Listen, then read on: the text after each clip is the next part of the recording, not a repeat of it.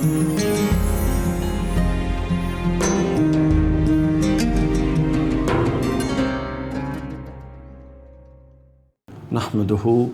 ونصلی ونسلم علی سیدنا و مولانا محمد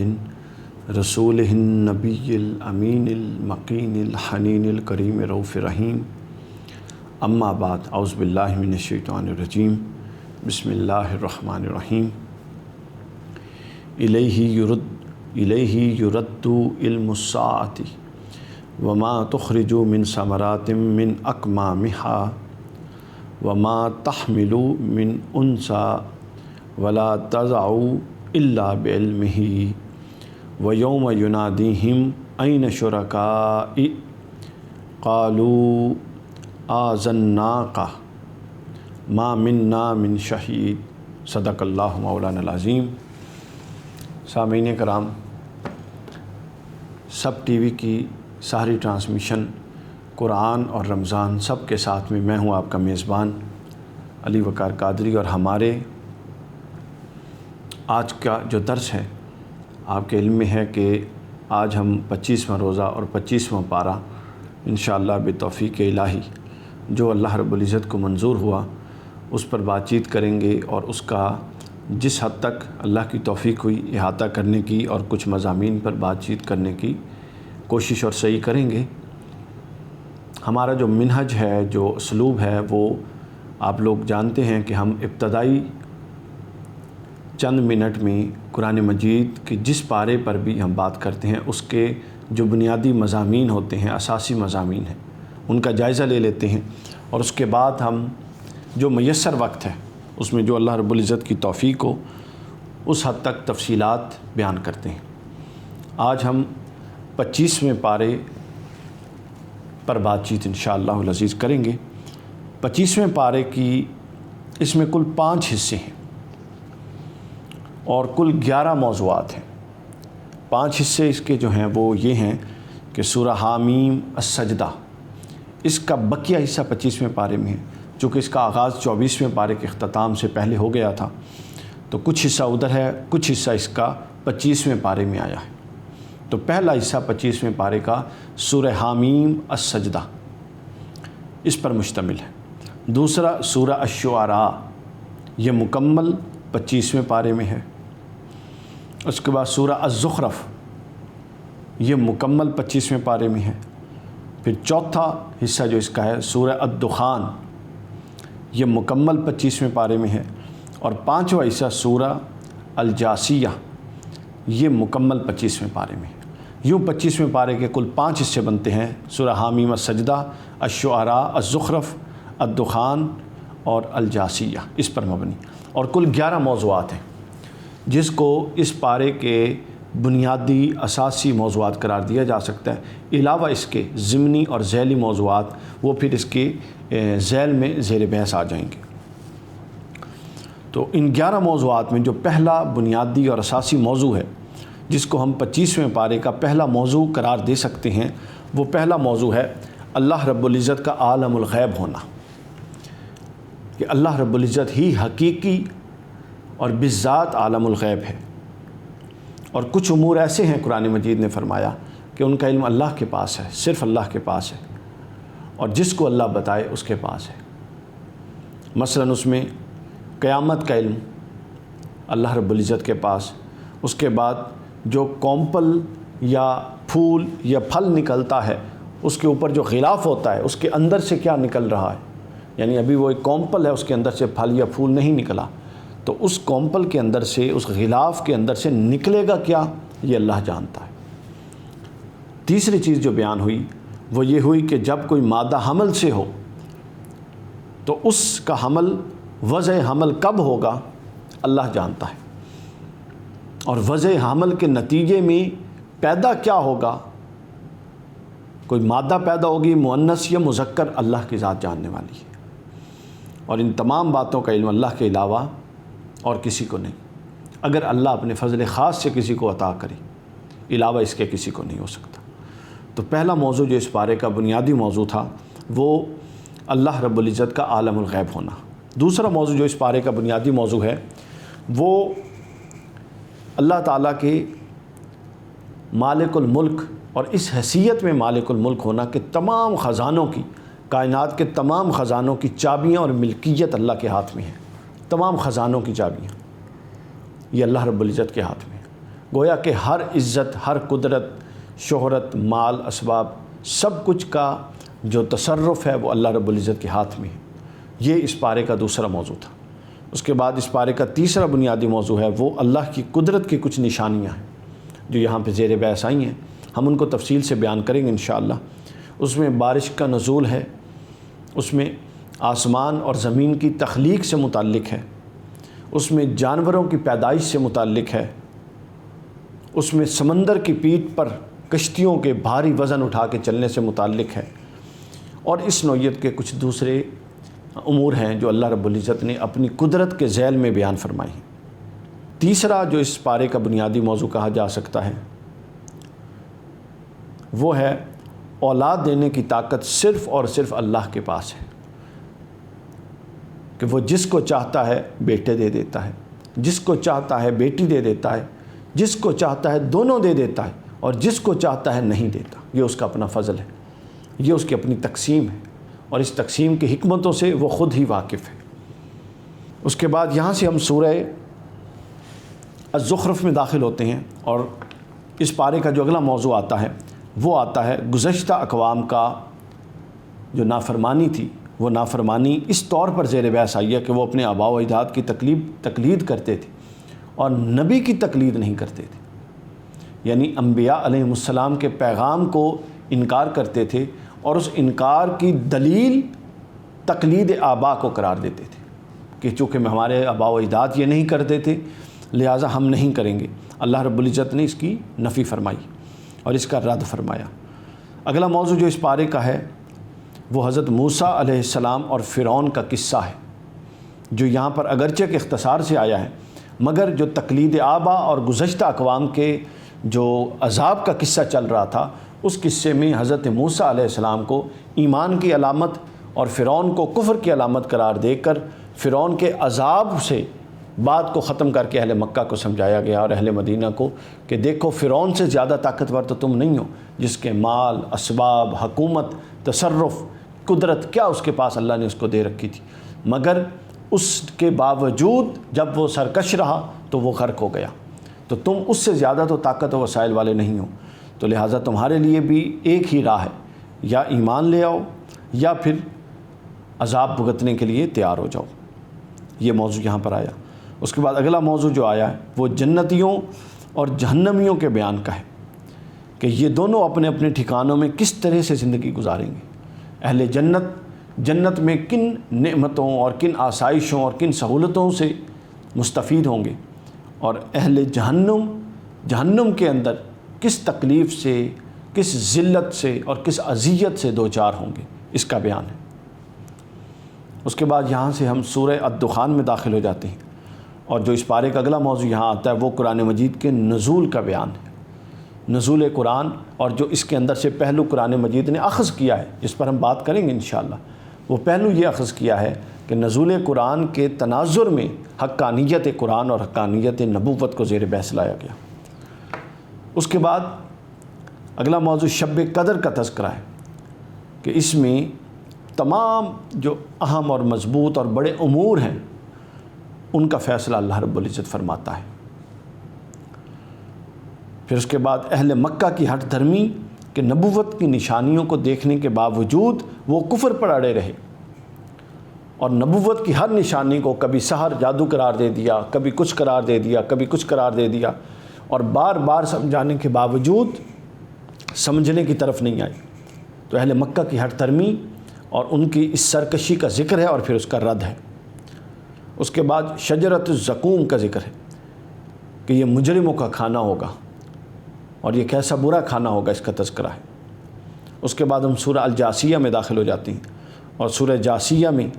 آگے اس پارے میں جو اگلا موضوع آتا ہے جاسیہ کے تحت وہ اللہ کی نشانیوں کا تذکرہ ہے۔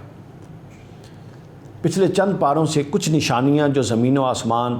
سماوات، زمینیں، پھر تخلیقات ان دونوں کے درمیان، پھر چرند پرند، درخت، سمندر، دریا، پانی، پہاڑ، ہوائیں، ان کے تناظر میں چل رہا ہے، اور یہاں بھی بالکل انہی کے تناظر میں اللہ کی نشانیوں کا تذکرہ آیا ہے، اور ان کو اللہ کی قدرت کاملہ کی نشانیاں دی گئی، اور پھر ان نشانیوں کو بتانے کا مقصد بیان کیا گیا کہ ان کو اس لیے دیا گیا ہے کہ تم ان پر غور و فکر کرو، اور اللہ فرماتا ہے کہ جو جتنا غور و فکر کرتا ہے اس پر میں اپنی فہم کے اور معرفت کے دروازے اسی قدر کھولتا جاتا ہوں۔ اس کے بعد جو آخری موضوع ہے اس پارے کا، وہ اللہ کی آیات کا مذاق اڑانے والے قیامت کے دن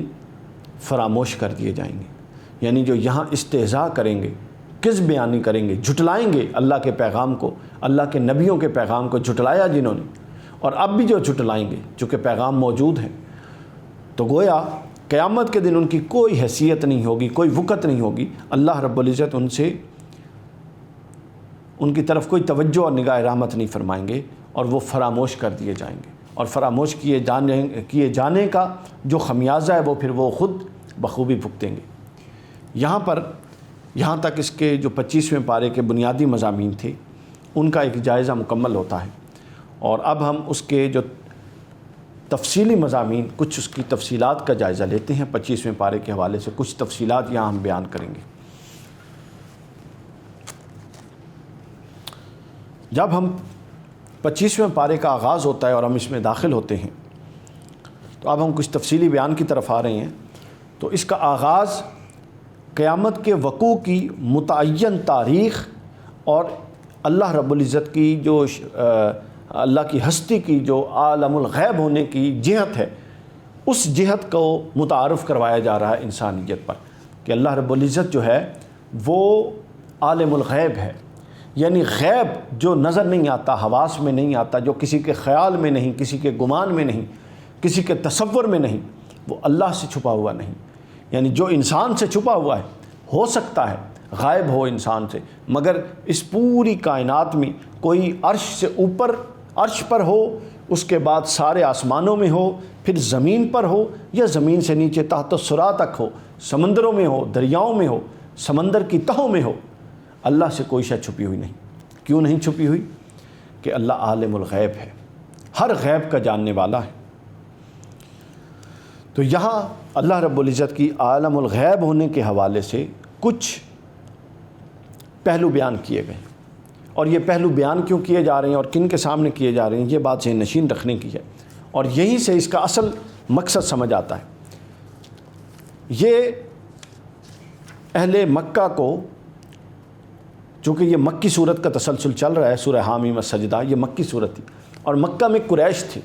اور قریش کی اصل بیماری شرک تھا، اور شرک میں وہ جن کو لوگوں کو، جن چیزوں کو اور بتوں کو اور درختوں کو اور نہ جانے کس کو خدا بناتے تھے، اللہ رب العزت پے در پے مختلف انداز میں، چونکہ قرآن میں توحید کے مقدمات باندھے گئے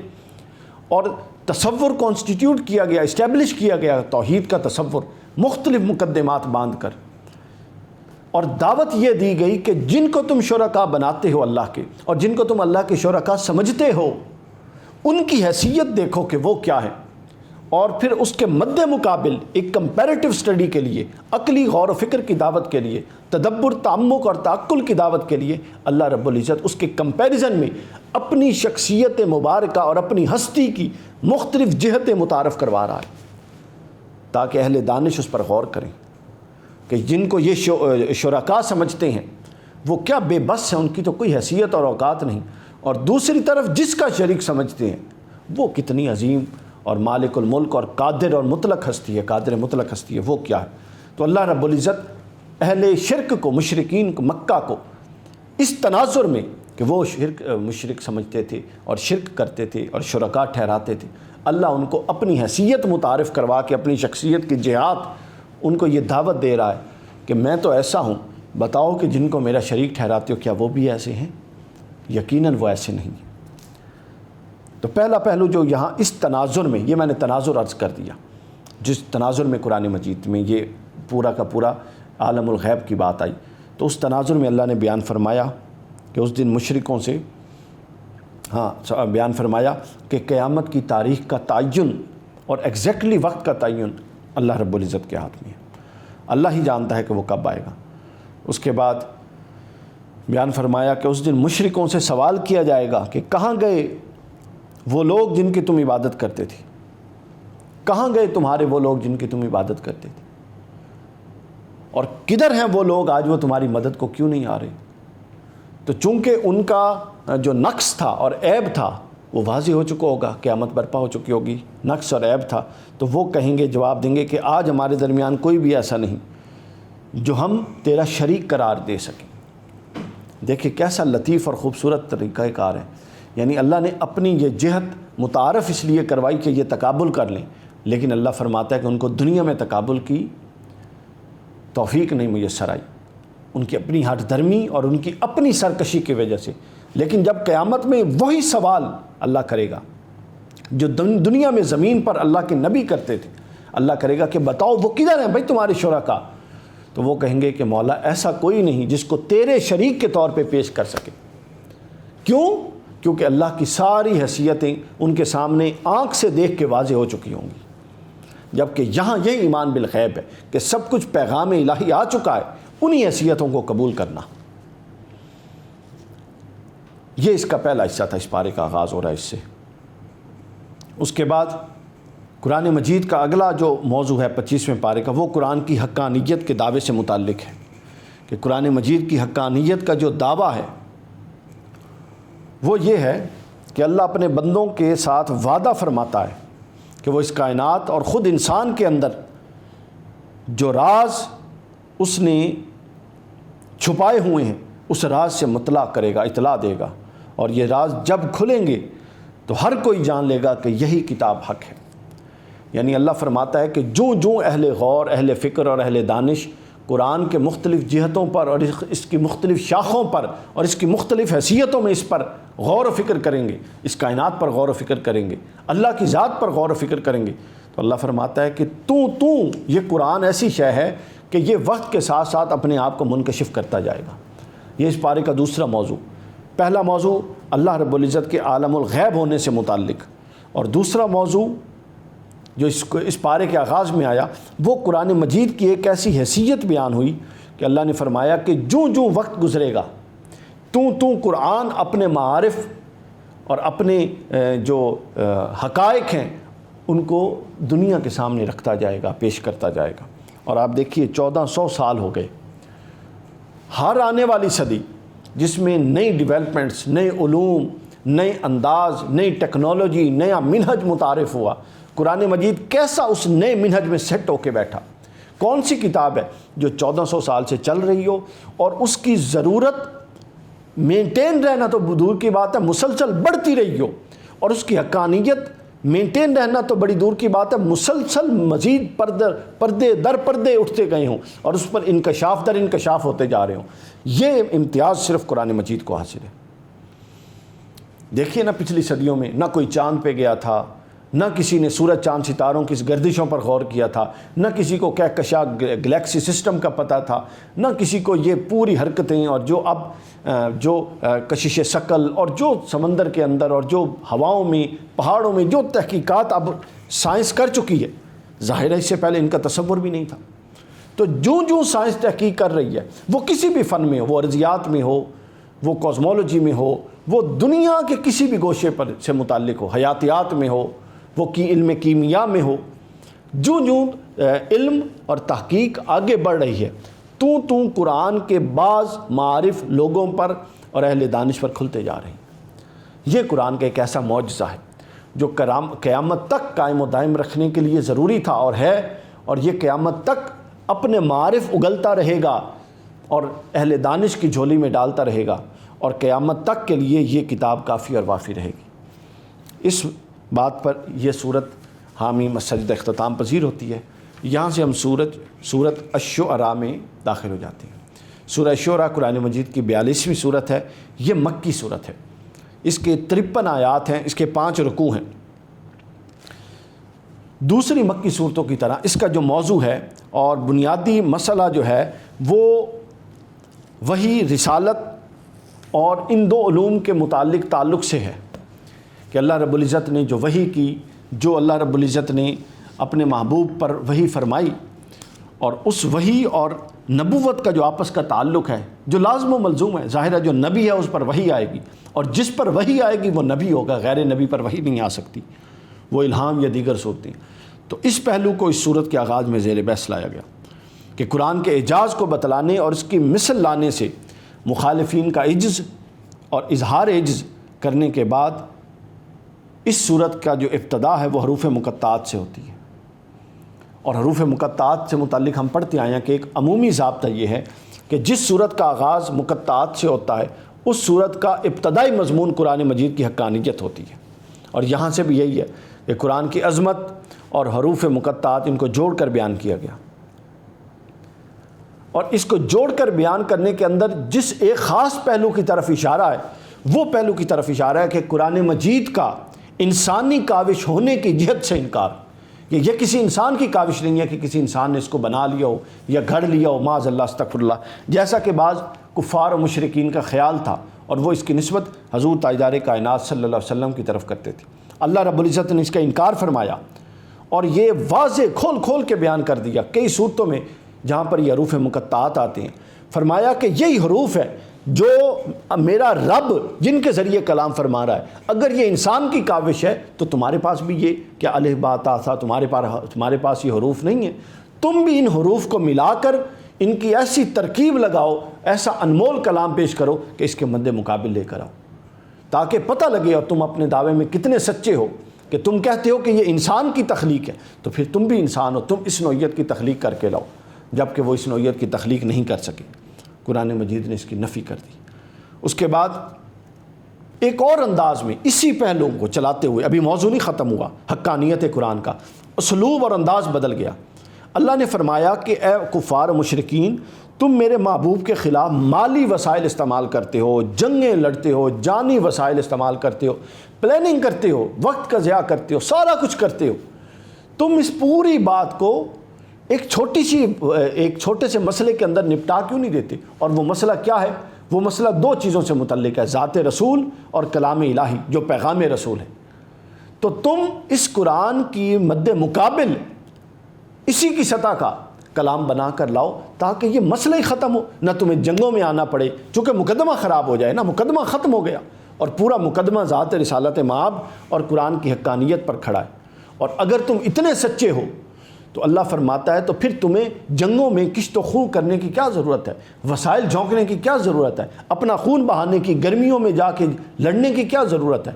اپنا اسباب و وسائل خرچ کرنے کی کیا ضرورت ہے، اپنے بیٹوں اور اپنے بھائیوں کا خون بہانے کی کیا ضرورت ہے؟ قرآن کہتا ہے تو پھر آسانی ہے کفار کے لیے کہ اگر قرآن معاذ اللہ انسانی کاوش ہے تو پھر تم اس کے مد مقابل اپنی انسانی کاوش لاؤ جو اس کے مد مقابل ہو، اور سارا کا سارا جو میرا دین ہے اس کا مقدمہ ہی تم غلط ثابت کر دو جو کہ تم نہیں کر سکتے۔ یعنی اللہ نے ایک نئے انداز میں چیلنج پیش کر دیا قرآن کی حقانیت کے حوالے سے، وہی بات ہے لیکن انداز بدل دیا، اور ان سے کہا کہ یہ ساری کوششیں چھوڑو، یعنی خود اللہ مشورہ دے رہا ہے کہ اگر تم اتنے سچے ہو اور اگر یہ کتاب اللہ اس سے متعلق تمہارا دعویٰ سچا ہے تو پھر یہ جنگوں میں آنا کس چیز کا، یہ مالی وسائل خرچ کرنا کس چیز کا، یہ جانے مرنا کس چیز کا، ان ساری چیزوں کو چھوڑ دو، تم اس قرآن کے مد مقابل کوئی اور چیز لاؤ اور پورا دعویٰ ہی رد کر دو۔ پھر اللہ فرماتا ہے اور تم ایسا نہیں کر سکتے۔ کیوں نہیں کر سکتے؟ کہ یہ کلام اللہ ہے۔ اس کے بعد یہ موضوع یہاں پر ختم ہو جاتا ہے۔ اگلا موضوع جو شروع ہو رہا ہے وہ اولین و آخرین کے لیے ہدایت کا سرچشمہ وحی رہی، یہ موضوع یہاں پر شروع ہو رہا ہے، اور یہ بڑا شاندار موضوع، بڑے خوبصورت اور بڑے ایک لطیف نئے انداز میں بیان ہوا۔ قرآن کا ہر موضوع اور ہر حرف اور ہر ترتیب اور ہر ترکیب ہی لطیف ہے، تو ہم لطیف اس کو کہہ دیتے ہیں جو ہماری ناک کی سمجھ میں تھوڑی بہت آ جائے، تو کئی چیزیں تو پھر اللہ رب العزت جس کے لیے دروازے کھلے کھلتے ہیں۔ تو یہاں اولین اور آخرین کے لیے اللہ نے ایک اصولی نقطہ سمجھایا کہ اللہ کے حضور انسانیت کی ہدایت کے لیے جو طریقہ کار، جو منبع اور جو چشمہ اللہ نے منتخب فرمایا ہے وہ وحی الہی ہے۔ اللہ وحی کے ذریعے انسانوں کو ہدایت دیتا ہے، اور اللہ نے فرمایا کہ تمہارے پاس قرآن عربی میں بھیجا گیا تاکہ تم مکہ والوں کو اور اس بستی کے رہنے، بستی کا لفظ ہے قریہ کو، ان کو ڈراؤ اور ان کے رہنے والوں کو ہدایت دکھاؤ، ہدایت کا راستہ دکھاؤ۔ اور اس تناظر میں نا کہ وحی ہی کے ذریعے ان کو راستہ دکھاؤ۔ قرآن نے بات بتائی کہ دین ہمیشہ سے ایک رہا، یہ وہی ہے جو ہم نے نوح پر بھیجی تھی، جو ابراہیم علیہ السلام پر بھیجی تھی، جو حضرت موسیٰ علیہ السلام پر بھیجی تھی۔ یعنی اسلام ایک ہی رہا ہمیشہ سے، ہر نبی کا دین الگ نہیں تھا، دین حضور علیہ السلام نہیں لائے، بلکہ دین وہی ہے اسلام جو حضرت آدم سے تھا اور حضور علیہ السلام تک وہی رہا۔ یعنی پوری انسانیت کا دین وہی ہے، اللہ نے فرمایا پوری انسانیت کا دین اسلام ہے، اور انسانیت کے اس دین کی بنیاد 3 چیزوں پر ہے، عقائد ثلاثہ پر۔ اس میں پہلی چیز توحید، شرک کی نفی، دوسری چیز رسالت، نبوت کی حقانیت، اور تیسری چیز جواب دہی، مسئولیت، عقیدہ آخرت، بعث بعد الموت، اور یہ تمام امور۔ یعنی ان 3 عقائد پر پوری کی پوری اللہ کی شریعت پر اور اللہ کے دین کا انحصار ہے۔ ہاں، اختلاف اس میں رہا کہ جو اعمال اور عبادات تھیں وہ مختلف تہذیب، مختلف کلچر، مختلف تمدن، مختلف زمانے، مختلف ماحول کو مد نظر رکھے ہوئے جو اللہ کی حکمت تھی اور جو اللہ کی منشا تھی، اس میں فرق اور تبدیلیاں رکھی گئیں، لیکن دین میں کوئی تبدیلی نہیں تھی۔ اور یہاں کیا خوبصورت ایک نقطہ جو بیان ہوا اس تناظر میں، وہ یہ بیان ہوا کہ یہی اسلام ہے جو حضرت آدم لائے، یہی حضرت ابراہیم، حضرت نوح علیہ السلام، حضرت موسیٰ، حضرت عیسیٰ اسی اسلام کی دعوت لائے، لیکن ان کے متبعین نے اس حق دین کو تفرقوں میں بانٹ دیا۔ اب اس کے اندر تفرقہ پڑ گیا، قرآن کہتا ہے انہوں نے چھوٹے چھوٹے جتھے بنا لیے اور تفرقہ پرستی کی طرف چلے گئے۔ پھر اللہ کو یہ گوارا نہیں تھا کہ میرا دین حق جو ہمیشہ سے چلا آ رہا ہے اور جس کے ایک تسلسل ہے، یہ تفرقوں میں تقسیم ہو اور اس کے چھوٹے چھوٹے گروہ بن جائیں۔ تو اللہ نے انسانیت کو، چونکہ ہمیشہ سے دین انسانیت کے لیے آیا، آدم سے لے کر حضرت عیسیٰ علیہ السلام تک اور پھر حضور علیہ السلام، تو یہ انسانیت میں ان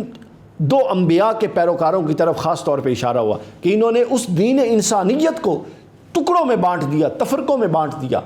تفرقہ پرستی کا شکار کر دیا اس پورے کے پورے دین کو۔ تو اللہ کا امر یہ ہوا کہ اللہ نے اپنے محبوب مکرم صلی اللہ علیہ وسلم کو پھر بھیج دیا تاکہ وہ اس دین جو ہمیشہ سے تسلسل میں چلا آ رہا ہے، اس میں جو یہود و نصارہ نے تفرقے ڈالے ہیں ان تفرقوں کو ختم کریں، پھر دین اسلام کی حقانیت کو واضح کریں اور پوری انسانیت کو اس دین کے جھنڈے کے نیچے پھر لے کر آ جائیں۔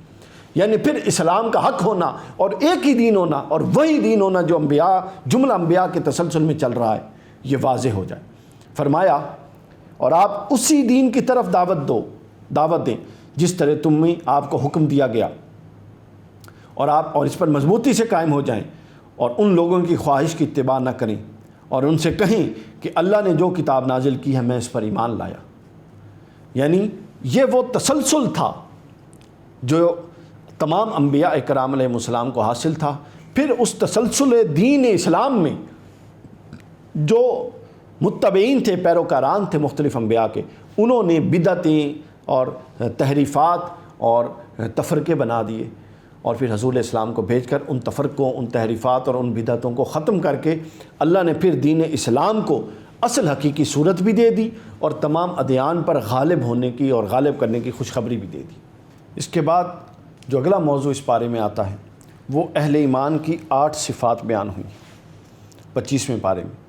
کہ اللہ کے نزدیک ایمان والے اور کامل ایمان والے کون ہیں؟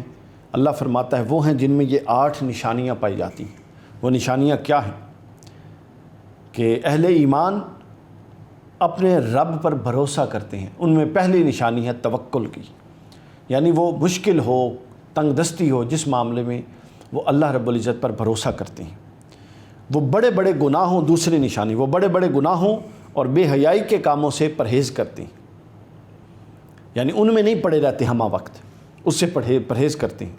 تیسرا کہ اگر ان کو غصہ آ جائے تو وہ معاف کرتے ہیں۔ چوتھا کہ وہ اللہ کی فرما برداری کرتے ہیں ہمہ وقت۔ پانچواں نماز کی پابندی کرتے ہیں۔ چھٹی نشانی یہ آئی کہ اپنے کام باہمی مشورے سے کرتے ہیں، یعنی یہ اللہ کے بندوں کی نشانیوں میں سے ایک نشانی ہے۔ یعنی اللہ جس طرح چاہتا ہے کہ ان کا روحانیت پروان چڑھے، جس طرح بتایا کہ گناہوں سے بچیں، نماز پڑھیں اور دیگر جو اخلاقی امور بتائے، وہیں اللہ یہ بھی چاہتا ہے کہ اس کے بندے معاشرتی حوالے سے بھی اپنے آپ کو گرو کریں، پروگریس ہو ان کی، اور وہ اچھی نشو و نما کریں اپنی۔ فرمایا کہ باہمی مشورہ کرتے ہیں، حالانکہ اب باہمی مشورہ میں کوئی دینی پہلو سامنے نہیں ہے بلکہ شخصی اور معاشرتی پہلو سامنے ہے۔ آگے 7ویں نشانی فرمائی کہ اللہ کے دیے ہوئے مال میں سے اللہ کی راہ میں خرچ کرتے ہیں، انفاق فی سبیل اللہ۔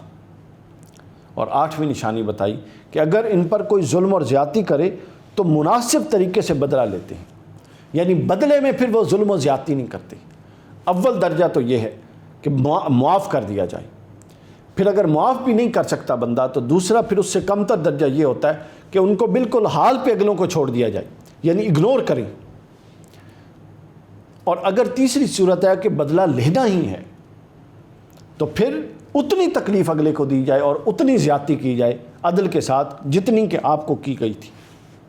تاکہ آپ کی طرف سے کوئی ظلم اور زیادتی کا پہلو نہ ہو۔ یہ 8 علامات 25ویں پارے میں اہل ایمان کی اللہ رب العزت نے بیان فرمائی۔ اس کے بعد آگے سورہ الشورى کی آخری ہے، یہ سورہ الشورى اختتام پذیر ہونے والی ہے، اور سورہ الشورى کا یہاں آخری جو موضوع یہاں بیان ہوتا ہے وہ وحی اور رسالت کا تذکرہ ہے، دوبارہ وحی اور رسالت کا تذکرہ۔ سورہ الشورى کا آغاز بھی اسی سے ہوا تھا، اور بتایا گیا کہ وحی اور رسالت یعنی وحی اور نبوت ان دونوں کو الگ الگ نہیں کیا جا سکتا۔ یعنی آپ یوں ہی سمجھ لیں کہ وحی ایک کار الہی ہے، امر الہی ہے، اور رسول بندہ ہے اللہ کا، عبداللہ ہیں، اللہ کے بندے ہیں رسول جتنے بھی ہیں، برگزیدہ بندے ہیں۔ تو گویا اللہ نے بار بار اس کانسیپٹ کو واضح کیا کہ ان دونوں میں تفریق نہیں ہو سکتی، یعنی نبی جس کو کیٹاگوریکلی اناؤنس کر دیا گیا کہ یہ اللہ کا نبی ہے،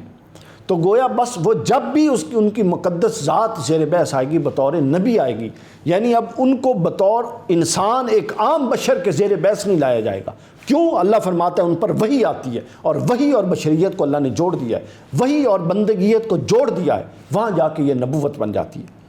تو فرمایا کہ اب جہاں پر وہ ہستی زیر بحث آئے گی بطور نبی زیر بحث آئے گی۔ تو سورہ شعراء کی آخری 2 آیتوں میں وحی اور رسالت کا یوں اس مفہوم کے تحت تذکرہ آ گیا۔ سورہ شعراء کا اختتام ہوتا ہے، اور یہاں ہم سورۃ الزخرف میں داخل ہو جاتے ہیں۔ یہ مکی صورت ہے، اس کی 89 آیات ہیں اور اس کے 7 رکوع ہیں۔ اب اس میں چونکہ الزخرف کا لفظ آیا ہے جو سونے، زینت، بناؤ سنگار سے متعلق ہے، اس لیے اسی نام سے اس صورت کو معنون کر دیا گیا۔ اب اس صورت کا جو موضوع ہے، بنیادی موضوع، مرکزی موضوع اور سینٹرل جو تھیم ہے اس صورت کا، وہ اصول ایمان ہے۔ وہ اصول ایمان ہے۔ اللہ رب العزت نے ایمان کا ایک بنیادی اصول بیان فرمایا اس مرکزی موضوع میں، اور وہ اصول ایمان کیا ہے؟ وہ عظمت قرآن ہے۔ اس صورت کی ابتدا بھی دوسری صورت کی طرح یہ بھی حوامیم میں سے ہے، حوامیم 7 میں سے ہے، یعنی جس صورت کا آغاز مقطعات اور مقطعات میں پھر حامیم سے ہوتا ہے، تو ان کو حوامیم 7 کہتے ہیں۔ اس پر ہم بات کر چکے ہیں۔ تو وہ حوامیم 7 اس میں 7 صورتیں ہیں: سورہ المؤمن، سورہ حامیم السجدہ، سورہ الشعراء، الزخرف، الدخان، الجاسیہ اور الاحقاف۔ تو یہ جو صورت ہے الزخرف، یہ بھی حوامیم 7 میں سے ہے۔ حضور نبی اکرم صلی اللہ علیہ وسلم کے دائمی معجزہ، چونکہ اب حروف مقطعات حامیم آ گئے، تو جہاں پر حروف مقطعات آتے ہیں عمومی طور پر اس کے فوراً بعد کا جو پہلا موضوع ہوتا ہے وہ عظمت قرآن سے متعلق ہوتا ہے، لیکن عظمت قرآن سے متعلق جو زاویہ بیان ہوتا ہے، جو پہلو اور جو جہت بیان ہو رہی ہے عظمت قرآن کی اور قرآن کی حقانیت کو اسٹیبلش کرنے کی، وہ مختلف ہوتی ہے ہر جگہ پر۔ اس تمام تر تکرار، اور تکرار جس کو ظاہراً ہم تکرار کہہ رہے ہیں، تکرار لگتا ہے، یہ ریپیٹیشن لگتی ہے، اس ہر ریپیٹیشن کے اندر ایک نئی انوویشنل پہلو موجود ہوتا ہے، ایک نیا تخلیقی پہلو موجود ہوتا ہے، فکر و دانش سے متعلق ایک نئی رہنمائی کا گوشہ موجود ہوتا ہے، یہ محض تکرار نہیں ہوتا۔ تو یہاں پر بھی حضور صلی اللہ علیہ وسلم کے دائمی معجزہ قرآن کا ذکر آیا کہ اللہ نے اس کو روشن اور واضح کتاب بنا دیا، اور ہم نے اسے عربی میں نازل کیا تاکہ تم سمجھو، اور یہ قرآن بڑی عظمت والی اور حکمت والی کتاب ہے، اور یہ ہمارے پاس لوح محفوظ پر لکھی ہوئی ہے۔ یہ بیان آیا قرآن مجید کی عظمت کا حامیم اور حروف مقطعات کے فوراً بعد۔ اس کے بعد جو دیگر پہلو اس صورت میں زیر بحث ہے، اب ہم ان کی طرف چلتے ہیں۔ ان میں قرآنی دلائل کی جو نوعیت ہے، قدرتی دلائل جو اس صورت میں بیان ہوئے ہیں، اب اگلا موضوع جو اس میں آ رہا ہے وہ اللہ رب العزت نے دلائل قدرت سے کچھ بحث ہوئی ہے اس میں۔ دلائل قدرت لانے کا ہمیشہ ایک مقصد ہوتا ہے، کبھی وہ مقصد اسپیسیفک ہوتا ہے، کبھی وہ مقصد جنرل ہوتا ہے۔ جنرل دو مقاصد ہو سکتے ہیں، تو اسپیسیفک ہوتا ہے تو وہ ذات بارگاہ الہی اور توحید کے مقدمے کو اسٹیبلش کرنے سے متعلق ہوتا ہے، اور بعض اوقات قدرت الہیہ سے جو دلائل بیان کیے جاتے ہیں ان سے عمومی موضوع ہوتا ہے کہ چونکہ یہ تمام دلائل کی بنیاد پہ عقل ان کا انکار نہیں کر سکتی، تو اب استدلال یہ کیا جا رہا ہے کہ تم اب ذات الہی صرف نہیں بلکہ پورے کا پورا نظام الہی جو شریعت الہی ہے اس کو مان لو۔ تو یہ دو طرح کے استدلال قائم کیے جاتے ہیں عام طور پہ قرآن میں۔ تو سورہ زخرف کے اس قرآن کی حقانیت کے حصے کے بیان کے بعد اب دلائل قدرت کا کچھ بیان ہے، اور دلائل قدرت کیا ہیں؟ وہ نہایت عام فہم اور سادہ نوعیت کے ہیں، اور ہمیشہ یہ قرآن کا اسلوب رہا کہ اتنے آسان دلائل دیے جائیں کہ کوئی اس کا انکار نہ کر سکے۔ ایک عام ان پڑھ بندہ، سادہ انسان، دیہاتی انسان جس کی کوئی تعلیم نہیں، جو زیادہ انٹیلیجنٹ نہیں، اتنے عام دلائل ہیں کہ وہ بھی غور و فکر کر کے ان کا انکار نہیں کر سکتا۔ اس میں اللہ رب العزت نے فرمایا کہ آسمان کی نیلی چھت ہے، کون ہے جو اس اتنے بڑے آسمان کو کھڑا کیے ہوئے ہے؟ پھر فرمایا زمین کا یہ جو فرش ہے، کون ہے جو اس کو بچھائے ہوئے ہے؟ پھر فرمایا یہ جو بلند و بالا پہاڑ ہیں جو زمین پر کھڑے کیے ہوئے ہیں، کون ہے جس نے ان پہاڑوں کو کھڑا کر کے اس زمین کو سکونت دے رکھی ہے؟ پھر فرمایا یہ جو بہتی ہوئی نہریں ہیں، کون ہے جس نے اس نہروں کو جاری کر رکھا ہے؟ پھر فرمایا تا حد نظر یہ جو پھیلے ہوئے سمندر ہیں، کون ہے جس نے اس سمندر کو روانی بھی دے رکھی ہے اور اس کو ان کی حدود میں محدود بھی کر رکھا ہے؟ اگر یہ اپنی حد سے بڑھیں تو یہ ہر شے بہا کر لے جائیں۔ پھر یہ آسمان سے جو قطرہ در قطرہ بارش اترتی ہے، کون ہے یہ اتارنے والا؟ پھر فرمایا یہ سطح آب پر یہ جو رواں دواں کشتیاں ہیں، بحری جہاز ہیں، کون ہے ان کو چلانے والا؟ پھر فرمایا ہر قسم کے جو چوپائے ہیں جو کھانے کے بھی کام آتے ہیں، نقل و حمل کے بھی کام آتے ہیں، یہ سب اپنے مالک حقیقی اور اپنے صانع کی قدرت، حکمت کا منہ بولتا ثبوت ہے۔ ان میں سے ہر شے اپنے بنانے والے کی قدرت اور اس کی حکمت کا اور اس کی قدرت و تصرف کا منہ بولتا ثبوت ہے۔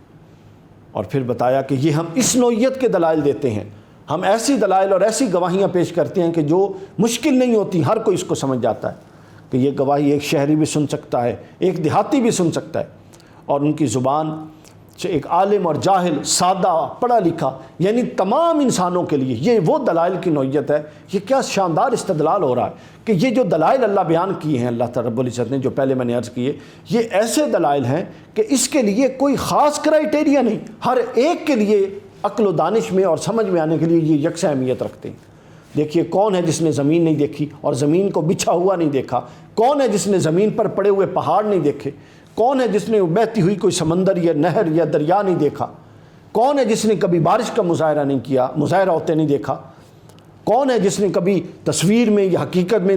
دریا پر یا سمندر میں چلتی ہوئی کوئی کشتی نہیں دیکھی؟ ہر ایک نے دیکھی ہے۔ یعنی یہ وہ دلائل ہیں جس کا تعلق کسی قسم کے علم اور فہم اور سطح علم کے ساتھ نہیں ہے، بلکہ یہ عمومی دلائل ہیں۔ اور ان عمومی دلائل کو بیان کر کے اللہ رب العزت نے فرمایا کہ ان دلائل کی بنیاد پر اللہ تمہیں دعوت دیتا ہے کہ اللہ کے دین کو قبول کر لو اور اللہ کے محبوب کی ہر بات کے آگے سر تسلیم خم کر لو۔ اور پھر جو ان تمام کو دیکھ کر اور سمجھ کر اور اس نتیجے پر کم و بیش پہنچ کر کہ اللہ کے سوا کوئی اس کا انتظام فرمانے والا نہیں ہے کہ وہ اتنا متصرف ہو کہ ان سب چیزوں کو چلائے، تو اللہ نے فرمایا کہ اگر کوئی سب سمجھ اور دانش کے آنے کے بعد ایمان نہیں لائے گا تو پھر وہ بہت بڑے خسارے میں ہوگا۔ یہاں پر یہ قدرت، جو دلائل قدرت بیان ہوئے، اس کا اختتام ہوتا ہے، اور یہاں سے جو اگلا موضوع بیان ہو رہا ہے وہ زمانے جاہلیت کی سوچ سے متعلق ہے کہ ان کی خاص نفسیات تھی، اور اس نفسیات کو پہلے بیان کیا، پھر مختصر انداز میں اللہ رب العزت نے اس کا رد کر دیا۔ اور وہ نفسیات کیا تھی کہ اگر ان کے ہاں بیٹی پیدا ہو جاتی تو وہ لوگوں سے منہ چھپاتے اور اس کو باعث عار سمجھتے تھے۔ یہ نفسیات تھی عرب کی اور جہلا کی زمانے جاہلیت میں۔ اللہ رب العزت نے فرمایا اور پھر اس کو زندہ درگور کر دیتے، مار دیتے اس کو بغیر کسی قصور کے۔ اللہ فرماتا ہے کہ یہ اتنے ظالم ہیں کہ بیٹیوں کے ساتھ یہ ظلم کرتے ہیں، یعنی ناحق کرتے ہیں، اور پھر دوسرا اس سے بڑا ظلم یہ کرتے ہیں کہ اللہ کے ساتھ بیٹیوں کی نسبت کرتے ہیں، حالانکہ اپنے لیے بیٹیوں کو پسند نہیں کرتے، تو اللہ کے ساتھ بیٹیوں کی نسبت کرتے ہیں اور فرشتوں کو اللہ کی بیٹیاں قرار دے دیتے ہیں۔ تو اللہ رب العزت نے فرمایا کہ ان کے عقل اور فہم کی سطح یہ ہے کہ یہ اتنے بائسڈ ہیں۔ یعنی اب یہاں سے ایک خوبصورت نقطہ ہمیں سمجھ آتا ہے، وہ خوبصورت نقطہ یہ سمجھ آتا ہے کہ یہ ایک عام بات ہے کہ شخص اپنے لیے بیٹے چاہتا ہے، اپنے لیے بیٹے چاہتا ہے، اللہ کے لیے بیٹی چاہتا ہے۔ تو اللہ فرماتا ہے کہ یہ وہ فطرت اور سوچ کا یہی تو ٹیڑھا پن ہے جس کو ٹھیک کرنا ہے، یہی تو تعصب ہے، یہی تو اناد اور بغض ہے جس کو ٹھیک کرنا ہے۔ اور جس کے اندر یہ اناد اور بغض نہیں پایا جاتا، یہ جو پے در پے قرآن نشانیاں بیان کر رہا ہے، کبھی زمینوں کی، کبھی آسمانوں کی، کبھی سمندروں کی، کبھی دریاؤں کی، جس کے اندر یہ ٹیڑھا پن اور یہ بائسڈنس نہیں ہے کہ میرے لیے یہ اور اس کے لیے یہ فرق نہیں ہے کہ میرے لیے یہ اور اس کے لیے یہ، میرے لیے اچھا اور دوسرے کے لیے برا۔ اللہ فرماتا ہے جس میں یہ تعصب نہیں ہے، وہ جب میری ان بیان کردہ حقائق پر نگاہ ڈالتا ہے تو وہ پکار اٹھتا ہے کہ اللہ ہی رب ہے۔ اور جس کی فطرت میں ٹیڑھا پن ہے، اور وہ ٹیڑھا پن اس کے اپنے عمل سے آیا ہے، اس کی اپنی ہٹ دھرمی سے آیا ہے، اس کی اپنی سرکشی سے آیا ہے، تو وہ پھر کیا کرتا ہے، وہ اتنا بائسڈ ہے، وہ اتنا جانبدار ہے تو کہ اپنے لیے تو بیٹے چاہتا ہے، اور اپنے سے اعلیٰ جس کو سمجھتا ہے اللہ کو، بے شک اس کے شریک ٹھہراتا ہے مگر خود سے تو بہتر سمجھتا ہے، اس کے لیے بیٹیاں چاہتا ہے۔ تو اگر اس کے تعصب کا اور فطری ٹیڑھ پن کا یہ عالم ہے، تو پھر یہ جو دلائل قدرت ہیں جن کو بار بار بیان کر کے ان کے ذریعے اللہ حق تک لے جانا چاہتا ہے، یہ کیسے اس حق تک پہنچ سکتے ہیں؟ اس حق تک پہنچنے کے لیے دو چیزیں سلامت ہونی ضروری ہیں، ایک فطرت اور ایک قلب سلیم۔ بہت نیکی تقوی پرہیزگاری ریکوائرڈ نہیں ہے، فطرت سلیمہ ہو اور عقل سلیم اور قلب سلیم ہو، اور پھر ان چیزوں کے ساتھ بغیر تعصب کے، یہ اللہ رب العزت اس سے پہلے بھی قرآن میں آیا کہ جو لوگ بغیر تعصب اور بغیر اناد کے اللہ کی نعمتوں پر، اللہ تعالیٰ کی تخلیقات پر اور اس کائنات پر اور اللہ کی کلام پر اور اللہ کی دی ہوئی تعلیمات پر جو بذریعہ نبوت آئیں غور و فکر کرتے ہیں، تو اللہ ان کے لیے ہدایت کی راہ کھول دیتا ہے۔ اور جن کے تعصب کا یہ عالم کہ وہ اپنے لیے بیٹے چاہیں اور اللہ کے لیے بیٹی چاہیں، تو ان کی فطری ٹیڑھ پن ان کو کیسے ہدایت کی طرف لے جا سکتا؟ یعنی وہ اس قابل ہی نہیں ہے فطری طور پہ، ان کی فطرت کی جو اصل ہے وہ اتنی معدوم ہو چکی ہیں صلاحیتیں کہ وہ کسی چیز سے درست نتائج اخذ کرنے کے قابل ہی نہیں رہے۔ اگلا موضوع یہاں پر جو آتا ہے وہ حضرت ابراہیم علیہ السلام کا تذکرہ، اور پھر یہ آیا ہے مشرکین کے دعوے کے تناظر میں، اور ان کے دعوے کا رد کیا گیا۔ چونکہ یہ جو مشرکین تھے جن کا یہ سارا تذکرہ چل رہا ہے، یہ اپنے آپ کو منسوب کرتے تھے حضرت ابراہیم علیہ السلام اور شریعت اور ملت ابراہیم کی طرف۔ تو اللہ رب العزت نے ان کے دعوے کی تردید کی اور انہیں بتایا کہ یہ بتوں کے پجاری کس منہ سے اپنے آپ کو ابراہیم علیہ السلام کی شریعت کا پیروکار کہتے ہیں؟ وہ تو موحد تھے، وہ تو اللہ کے علاوہ کسی کے آگے جھکتے نہیں تھے، وہ تو توحید کے علم بردار تھے، اور یہ سر سے پاؤں تک بت پرستی کی نجاست میں ڈوبے ہوئے ہیں۔ حضرت ابراہیم علیہ السلام نے کیا، اللہ فرماتا ہے کیا ابراہیم علیہ السلام نے اپنی اولاد کو کلمہ توحید پہ نہیں چھوڑا تھا؟ بے شک چھوڑا تھا۔ تو اگر ابراہیم نے کلمہ توحید پہ چھوڑا تھا تو تم کن شرکاء کے پیچھے بھاگ رہے ہو؟ یعنی تم اپنے آپ کو ابراہیم کے ساتھ نسبت کرنے میں جھوٹے ہو۔ اگر سچے ہوتے تو پھر حقیقی ابراہیم کی تعلیمات علیہ السلام کی جو تعلیمات تھی ان کی پیروکاری کرتے، ان کے پیچھے چلتے۔ لیکن تم جھوٹے اس طرح ہو کہ تم نام ابراہیم علیہ السلام کا لیتے ہو، اپنے آپ کو منسوب ابراہیم علیہ السلام سے کرتے ہو، مگر کام ابراہیم علیہ السلام کے بتائے ہوئے نہیں کرتے۔ ان کا رد کر دیا، اور آگے کیا خوبصورت انداز میں یہاں سے جوڑ دیا اسی بات کو، نیا موضوع نہیں، اسی ابراہیم علیہ السلام کے تذکرے کے ضمن میں جو مشرکین کی دعوت کا رد تھا، ان کے دعوے کا رد تھا، اس کے ساتھ حضور علیہ السلام کو جوڑ دیا کہ اب میرا محبوب جو تمہیں دعوت حق دے رہا ہے یہ بھی کوئی الگ بات نہیں ہے، یہ بھی دعوت جو ہے یہ ابراہیم کے دعوت کا تسلسل ہے، یہی دعوت ابراہیم علیہ السلام نے دی تھی، اور تم اپنے آپ کو ابراہیم سے منسوب کرتے ہو مگر ابراہیم کی دعوت سے پھر گئے ہو، اب میرا محبوب پھر تمہیں اس پھری ہوئی راہ سے اصل راہ پہ لانے کے لیے آیا ہے۔ اور یہ وہی فرماتے ہیں جو حضرت ابراہیم فرمایا کرتے تھے۔ تو لہٰذا ان کی بات کوئی نئی بات نہیں ہے، لہٰذا ان کے پیچھے چلو، اور ان کے پیچھے چلنا ایسے ہی ہے جیسے پھر تم ابراہیم کے پیچھے چل پڑے۔ یہ واقعہ یہاں بیان کیا۔ اس کے بعد مشرکین کی کچھ حماقتوں کا ذکر کیا، وہ بنیادی طور پہ ایک ہی حماقت کا ذکر ہے، لیکن اس کے کئی پہلو بیان ہوئے۔ اور وہ حماقت کیا تھی؟ حماقت اور ان کے ذہنی پسماندگی کا یہ بیان ہے، ایک طرح سے حماقت بھی نہ کہیں، ذہنی پسماندگی کا بیان ہے جو قرآن مجید نے بیان کیا۔ اور یہ ذہن میں ایک بات ہمیشہ رکھیے، ہر درس میں یہ بات کر رہا ہوں کہ یہ جو سارے امور کفار مشرکین سے متعلق ہمیں بیان کیے جا رہے ہیں، یہ قصہ برائے قصہ نہیں ہے، یعنی یہ محض تذکرہ برائے تذکرہ نہیں ہے، ان میں سے ہر ایک سے ہمارے لیے ہدایت کا کوئی نہ کوئی سامان میسر آتا ہے۔ انہی خرابیوں میں سے ہم بھی کسی نہ کسی صورت میں اپنے لیے ہدایت لے سکتے ہیں۔ یہی خرابیاں کہیں چھوٹی سطح پہ جا کے ہمارے اندر بھی پائی جاتی ہیں۔ یہ تصور بھی غلط ہے، ہمارے ہاں یہ پایا جاتا ہے کچھ لوگوں میں کہ جو مشرکین کے قصے ہیں یہ سارے مشرکین کے لیے ہیں، ہم نے تو صرف بیان کرنے اور سنانے ہیں ہنس ہنس کے۔ انبیاء کے جو پرانے یہود و نصارہ کے قصے ہیں یہ صرف ان کے لیے ہیں۔ بھائی یہ ان کے لیے تو تھے، یعنی ان کے ساتھ تو بیتا جو اللہ سنا رہا ہے۔ اللہ جب سناتا ہے تو اس کے پیچھے کوئی حکمت ہوتی ہے۔ اللہ اس لیے سناتا ہے کہ اللہ یہ چاہتا ہے کہ تم یہ حرکتیں نہ کرو تاکہ ہم ان حرکتوں سے باز آ جائیں۔ تو یہاں جو مشرکین کی ذہنی پسماندگی کا ذکر ہے اور ان کے گھٹیا پن کا ذکر ہے، وہ یہ ذکر ہے کہ وہ کہتے ہیں حضور علیہ الصلوۃ والسلام پر طعن و تشنیع کرتے اور کہا کرتے تھے آپ کے علاوہ اللہ کو کوئی نہیں ملا کہ اللہ نبی بنا کے بھیجے۔ یعنی ان کا جو تصور تھا، آپ وہ سمجھے، وہ تصور یہ تھا کہ نبی اگر اللہ نے، پہلا تو ان کا اعتراض یہ تھا کہ نبی بشر نہیں ہونا چاہیے، وہ ہمارے جیسا ہوتا ہے۔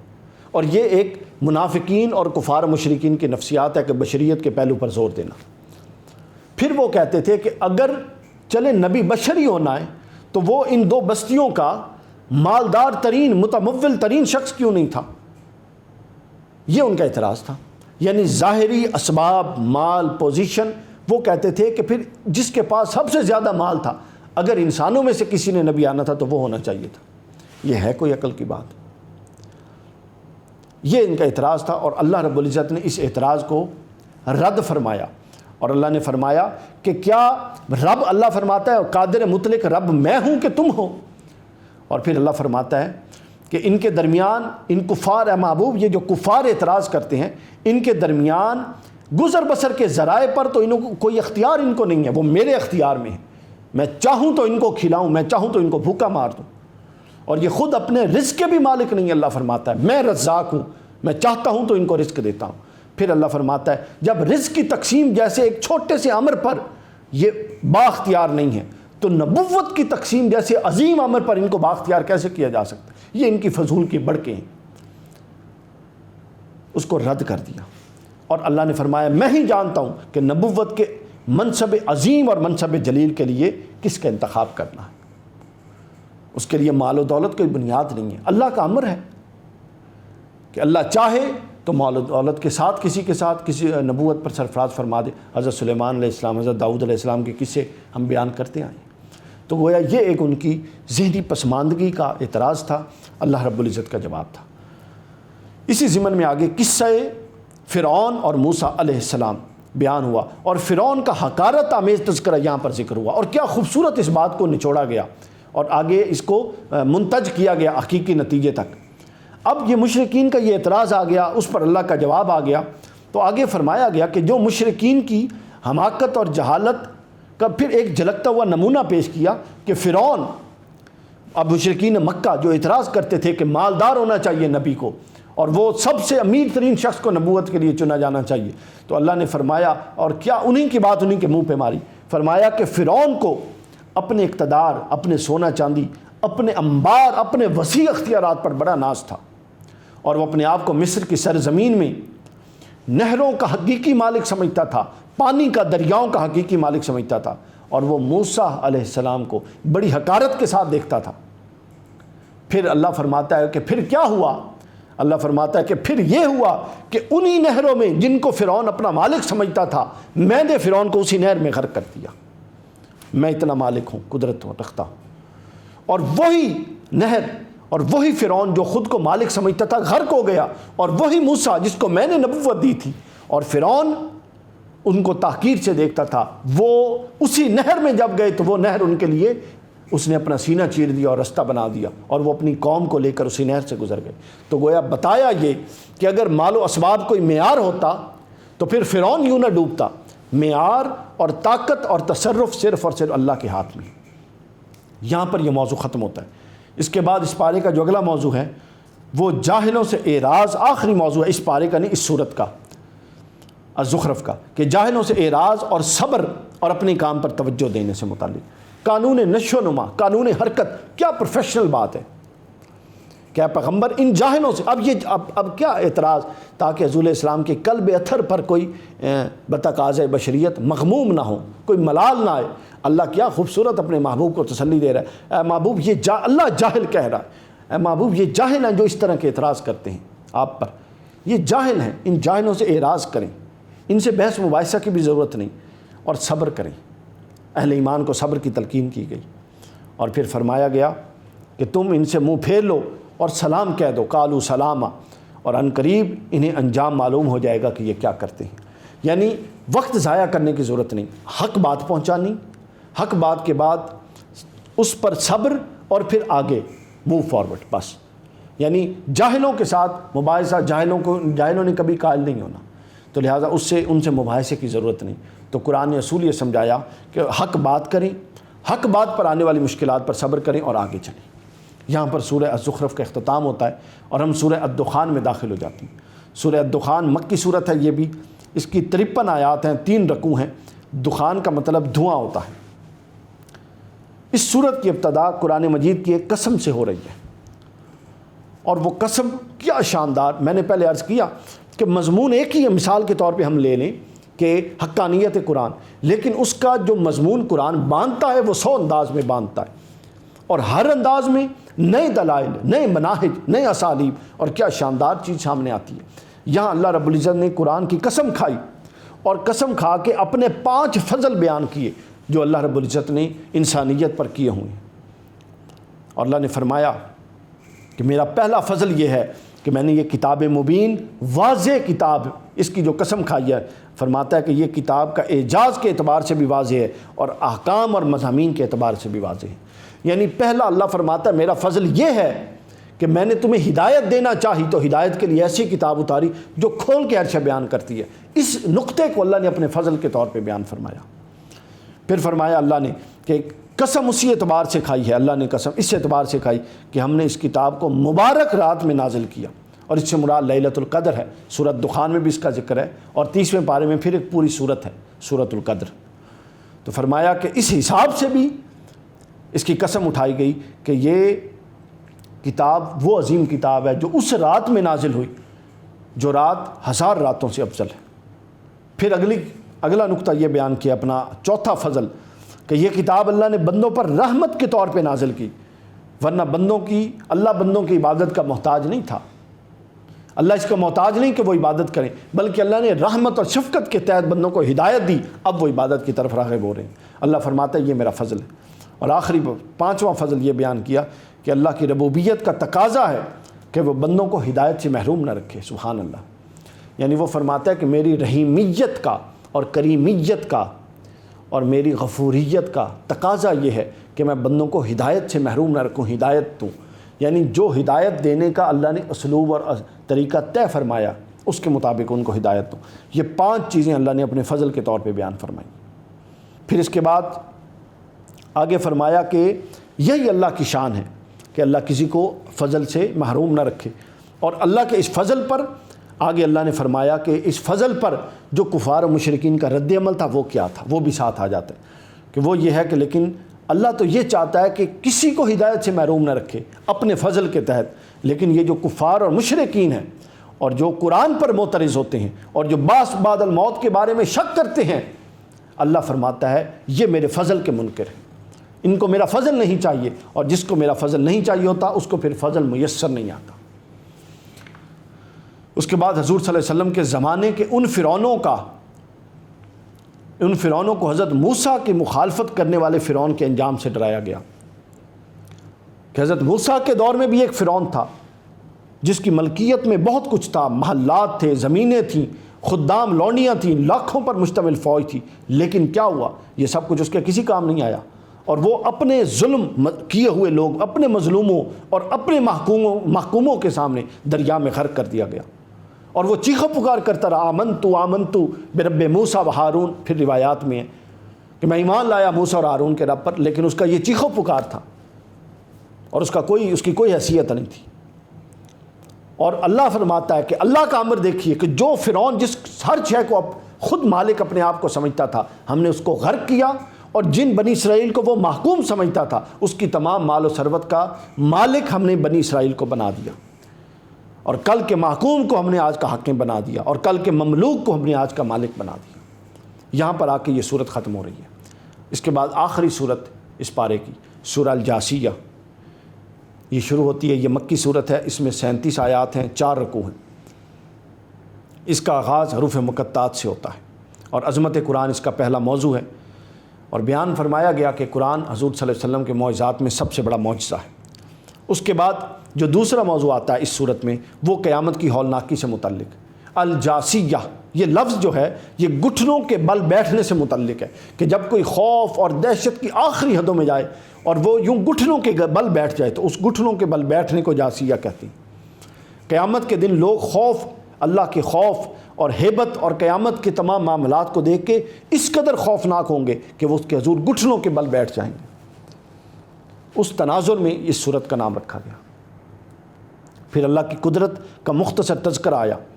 اور کچھ تکوینی دلائل بیان ہوئے، کہ ان تکوینی دلائل کو بیان کر کے اللہ نے فرمایا کہ جن میں سے ہر ایک اللہ کی عظمت و جلال اور قدرت و وحدانیت کی زندہ گواہ ہے۔ یعنی یہ جتنے تکوینی دلائل ہیں، کائناتی دلائل ہیں، اللہ فرماتا ہے ان میں سے ہر ایک، یعنی کسی ایک جہت سے بھی غور کرے تو وہ ہدایت کے لیے کافی ہو سکتا ہے۔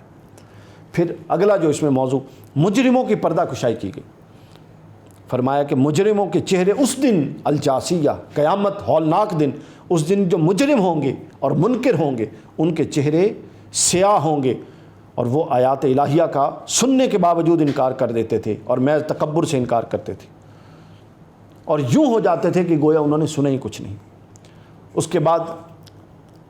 آخری سیکنڈ لاسٹ بات جو اس پارے میں آئی، وہ پھر بنی اسرائیل پر اللہ کی نعمتوں اور پھر بنی اسرائیل کی سرکشیوں کا ذکر،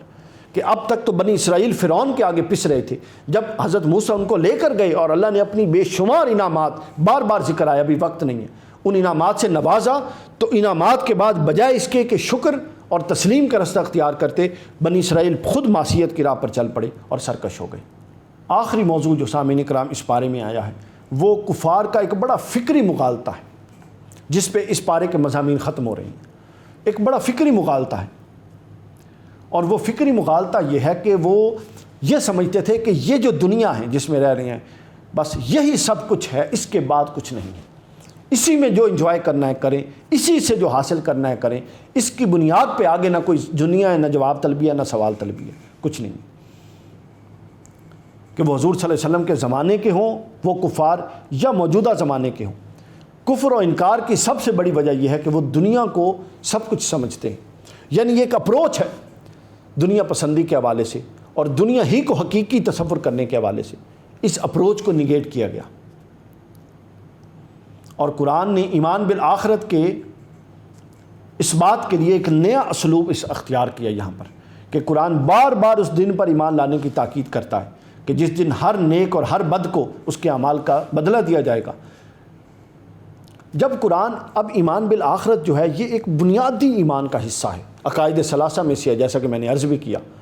یعنی بنیادی 3 عقائد جو اسلام کے ہمیشہ ہر نبی کی شریعت میں رہے، ان میں ایک ہے ایمان بالآخرت۔ اور جو فکری مغالطہ تھا وہ اس ایمان بالآخرت سے متعلق تھا، اور فکری مغالطہ یہ تھا کہ یہ دنیا ہی سب کچھ ہے۔ یعنی یہ فکری مغالطہ میں نے اس کو یوں اس لیے کہا کہ وہ اگر اس بات کو درست سمجھ لیں تو ایمان بالآخرت نگیٹ ہوتا تھا، اور ایمان بالآخرت اساس تھی، عقیدہ اس کے بغیر مکمل نہیں ہوتا تھا۔ تو یہ وجہ تھی، اللہ نے فرمایا کہ ہم نے قرآن میں عقیدہ آخرت کو سمجھانے کے لیے انداز اللہ نے بدل بدل کے بیان کیے۔ آپ دیکھیے کتنا ہم نے بیان کیا ہم نے عقیدہ آخرت کے حوالے سے۔ قرآن جب بیان کرتا ہے تو کہیں اس کا انداز حاکمانہ ہو جاتا ہے، کہیں قرآن کا انداز ناصحانہ ہو جاتا ہے، کہیں قرآن کا انداز خبر والا ہو جاتا ہے، اسلوب خبر و خبریہ ہو جاتا ہے، کہیں انشاء کا ہو جاتا ہے، کہیں سوال جواب پر آ جاتی ہے بات، کہیں منظر کشی کر دیتا ہے، کہیں خوف دلا دیتا ہے، کہیں ڈرا دیتا ہے، کہیں امید دلا دیتا ہے۔ یہ تمام انداز اپنا کے کبھی میدان محشر کا ذکر، کبھی پھر جنت کی احوال کا ذکر دے کے حوصلہ افزائی، کبھی پھر دوزخ کے احوال کا ذکر دے کے کہ خوف کے دائیے کو حرکت دی جائے، اور یہ سب کچھ کرتا اس لیے ہے کہ ایمان بالآخرت لوگوں کی سمجھ میں آ جائے، اور جو کفار و مشرکین محض اس ایک عقیدے کو انکار کی بنیاد پہ کفر و شرک میں مبتلا تھے، وہ رائے حق پر آ جائیں۔ اللہ اپنے بندوں سے مخاطب ہے اور کہا جا رہا ہے کہ تم قیامت کو تم نے بھلا دیا تھا۔ اللہ اپنے بندوں سے کہے گا کہ تم نے قیامت کو بھلا دیا تھا، قیامت کا دن ہوگا، آج میں تمہیں بھلا دیتا ہوں۔ تم آیات الہیہ کا مذاق اڑایا کرتے تھے اور آج تم خود مذاق بن کے رہ گئے ہو۔ یہ آخری آیت اور آخری آیت کا ترجمہ اور آخری آیت کا مفہوم تھا جو اس بارے میں ہم اللہ رب العزت کی بارگاہ میں آئیے دعا کرتے ہیں کہ یہ جو شدید قسم کے نتائج ہم نے دیکھے ہیں، اللہ کی ذات کا انکار، اللہ کی صفات کا انکار اور آخرت کے انکار پر، اللہ رب العزت ہمیں ان سے محفوظ فرمائے۔ اللہم صلی علی سیدنا و مولانا محمد وعلی آلہ وصحبہ وبارک وسلم۔ باری تعالیٰ یہ جتنی فطرت کی، طبیعت کی سرکشیاں جو ہم پڑھ رہے ہیں، جو ہم سے پچھلی امتوں میں تھیں، اور جو تم نے یہاں بیان اے باری تعالیٰ اس لیے آپ نے بیان کی ہیں کہ ہم ان سرکشیوں سے باز آ جائیں، ہماری فطرت کو، ہماری طبیعتوں کو ان سے محفوظ فرما۔ اگر وہ فطرت اور طبیعت میں وہ خرابیاں اور وہ ٹیڑھا پن اور وہ کجی پیدا ہو تو ہمیں اتنی جرت اور اتنی قوت اور اپنی جناب سے توفیق عطا فرما کہ ہم اس ٹیڑھے پن کو قابو میں رکھیں، کنٹرول کریں، اور ہم غالباً تیری اطاعت کی طرف، غالب اطاعت کی طرف جھک جائیں، ہمارا غالب رجحان تیری اطاعت کی طرف ہو، اور ہم مسلسل برسر پیکار رکھ ہمیں ان سرکشیوں کے ساتھ، ان وساوس کے ساتھ، نفس کے شرور کے ساتھ ہمیں مسلسل نبرد آزما رکھ۔ یہ ایک ہمیشہ کی جنگ ہے باری تعالیٰ، اس جنگ میں ہمیں فتح عطا فرما، ہماری مدد و نصرت فرما، ہمیں باطن کی تطہیر کرنے کی توفیق عطا فرما، ہمیں باطن کی تطہیر کرنے کی توفیق عطا فرما، تزکیہ نفس کی تزکیہ نفس کرنے کی توفیق عطا فرما،